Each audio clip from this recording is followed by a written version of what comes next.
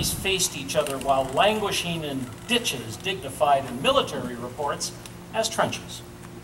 Georgia's red clay dust was an unrelenting companion to both armies.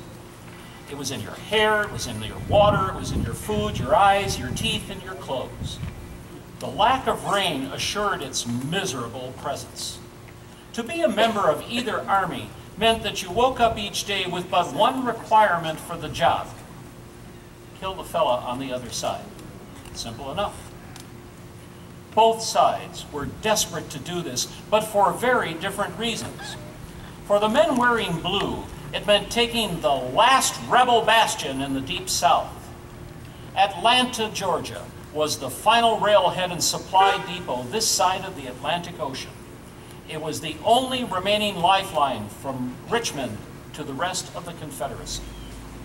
Now, for the Gray Army, it was a question of time. If they could hold Atlanta until the November elections, maybe Lincoln would be voted out. With George McClellan as president, they knew that they could get a negotiated peace. It was a final straw that desperate rebel hands were willing to grasp. Both sides dug in for a siege.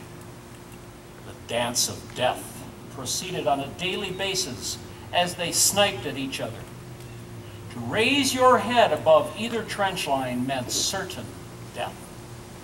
The rich Georgia earth would produce an abundant harvest that season, a bumper crop of wounded, maimed, and dead.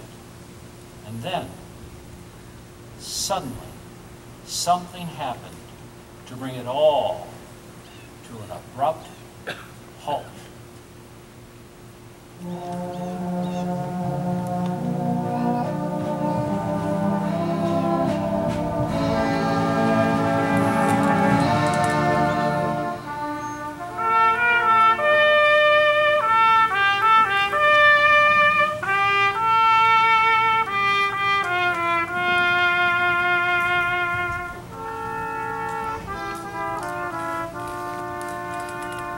One day, a rebel cornet player dared not only to play his horn, but to do so in full view of both armies as he sat atop of his trench.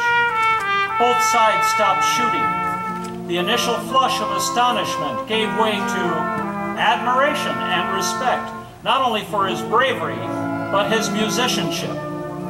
His identity was unknown.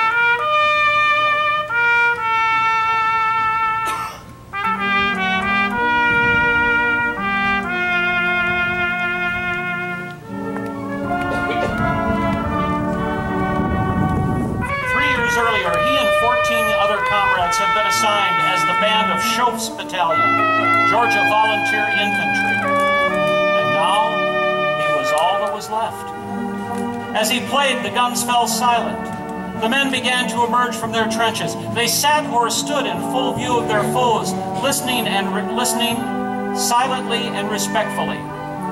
Only an hour earlier, such a thing would have resulted in instant death. Now, all was at peace.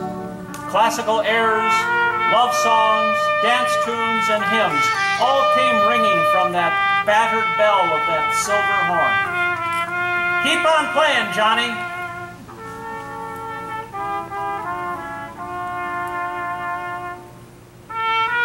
Men were moved to tears as the sweet music flowed out over death's garden.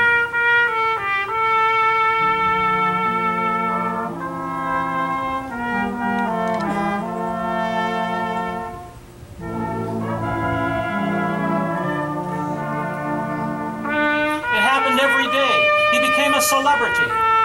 Hey, Rebs, bring out that cornet fella. We want to hear him. We won't shoot. We won't spoil that pretty horn. As long as he played, broken spirits were lifted. These informal truces lasted anywhere from 30 minutes to 2 hours. When it was time to resume hostilities, the Yankees would call out.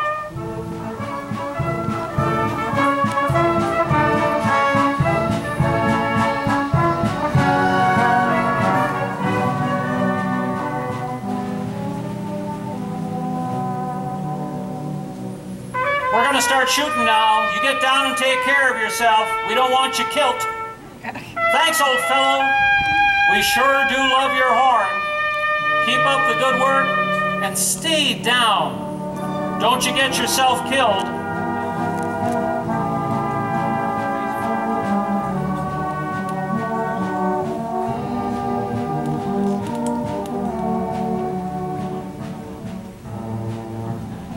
Goodbye, old fellow.